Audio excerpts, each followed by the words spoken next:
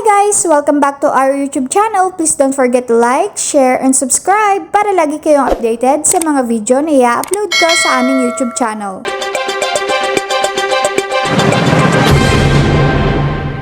Kung ako po ay kasama sa listahan ng pagpapatunay na ako ay si Juan de la Cruz.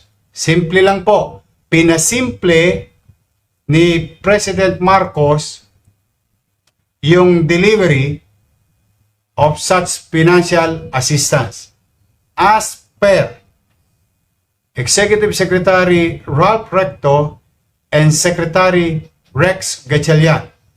Ang kailangan nyo lang ay driver's license or ID na nagpapatunay na kayo ay si Juan de la Cruz. I hope malinaw po ito, no, mga kababayan.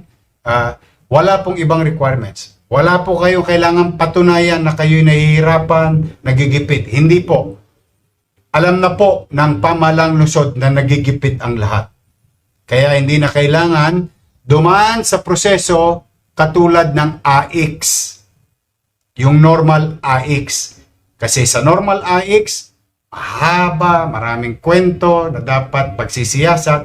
In this case po, gusto ng Office of the President is nakalista ka, may ID ka, makuha mo yung financial assistance. Para makatikim naman ng makagaang sa pamumuhay ng mga nagmamaneho. Thanks for watching! Please don't forget to like, share, and subscribe!